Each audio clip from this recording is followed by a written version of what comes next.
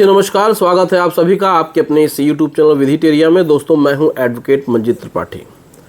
दोस्तों आज की इस वीडियो में हम लोग समझेंगे 316 और 318 बीएनएस की ये जो दो धाराएं हैं, जो पहले आपके आईपीसी की जो धाराएं थी 405, 406 और 420, यानी कि बीएनएस का 316/2 और 318/4।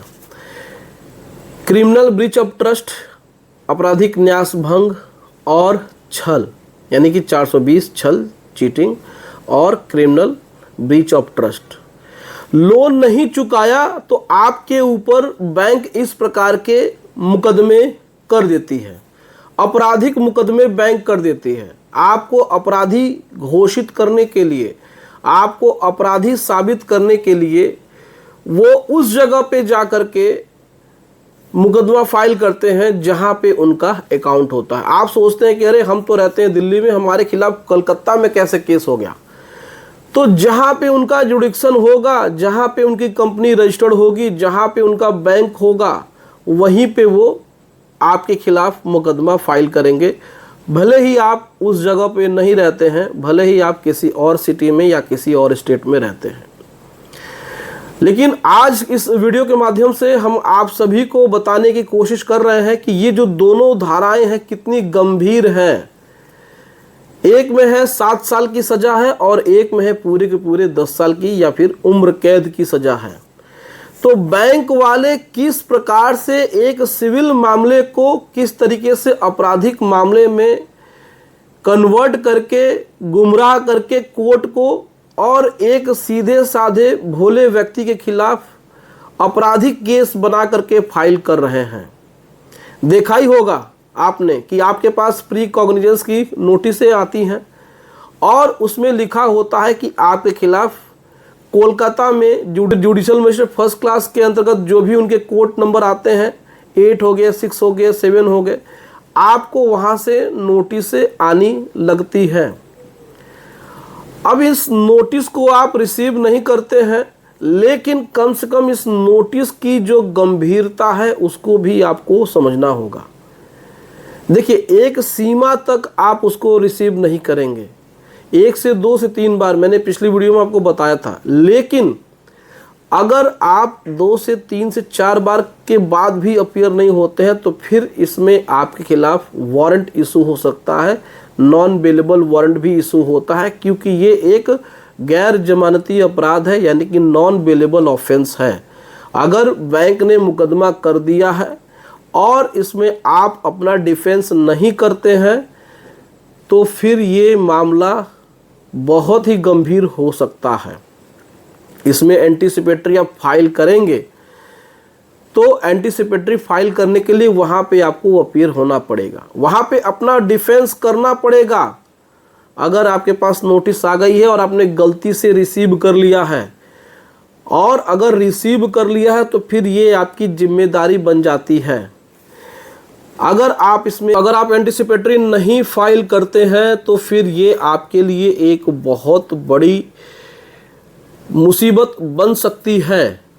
देखिए, सबसे पहले तो हम आपको बता दें कि 316/2 और 318/4 ये जो दो गंभीर धाराएं हैं, आजकल बैंक लोन के मामले में आम लोन डिफ़ॉल्टर जो कि एक सामान्य सा नागरिक है, उसके ऊपर इस प्रकार की आपराधिक गंभीर धाराओं में मुकदमा फाइल कर रहे हैं। जुडिशियल मजिस्ट्रेट फर्स्ट क्लास के कोर्ट में ये वहाँ फाइल कर रहे हैं जहाँ पर इनके अकाउंट्स हैं, जहाँ पर इनका रजिस्ट्रेशन है, यहाँ पे जहाँ पे इनके जो बैंक होते हैं वहाँ पे इनका जुडिक्शन होता है। अब इसमें क्या है कि इस चीज़ को समझना बहुत ज़्यादा ज़रूरी है।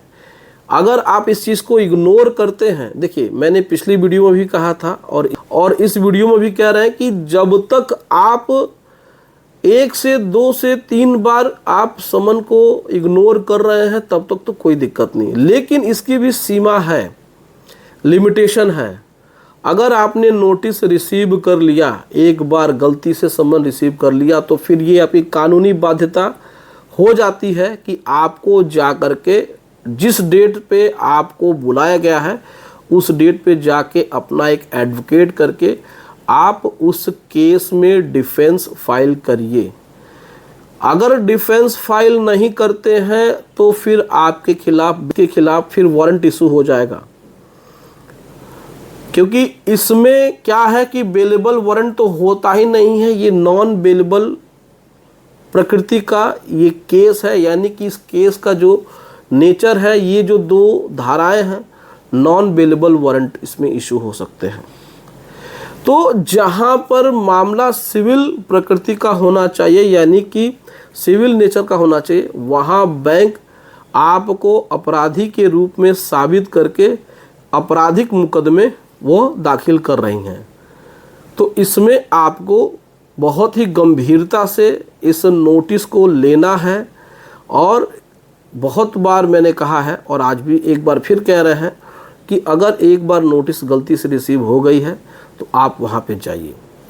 नोटिस नहीं रिसीव हुआ है तो आप इसको इग्नोर एक बार कर दीजिए नोटिस को। जो भी समन आता है प्री कॉग्निजेंस के रूप में, देखिए प्री कॉग्निजेंस के रूप में जो नोटिस आती है वो समन्स ही होते हैं, वो अलग से नहीं आएंगे। तो आपको मान के चलिए कि 24 अक्टूबर 2025 को नोटिस आई है और आपको दिसंबर महीने में बुलाया गया है। तो दिसंबर महीने से पहले अगर आप बैंक से बातचीत करके सेटलमेंट कर लेते हैं तो ये केस बैंक विड्रॉ कर सकता है, जैसा कि मैंने पिछली वीडियो में बताया था। लेकिन अगर आपने नोटिस रिसीव कर लिया है और अब आप बैंक से बातचीत कर रहे हैं तो फिर इसमें कोई भी फ़ायदा नहीं है, आपको जाना ही पड़ेगा। वहाँ पे एक लॉयर करके अपना डिफेंस फाइल करिए, वहाँ पे बेल फाइल करिए। बेल नहीं होता है तो फिर इसको आप हाई कोर्ट से जा कर के स्टे ले लीजिए। इस पर आप 528 BNSS की धारा दाखिल करके वहाँ पे इसको क्वैश कराने का काम करिए। लेकिन इसमें ज़रा सा भी इसे इग्नोर करने की कोशिश मत करिए अगर एक बार नोटिस इशू हो गई है तो, क्योंकि ये दोनों धाराएं बहुत बड़ी बड़ी धाराएं हैं। इसमें मिनिमम 7 ईयर्स और मैक्सिमम 10 ईयर्स की तक की सज़ा है।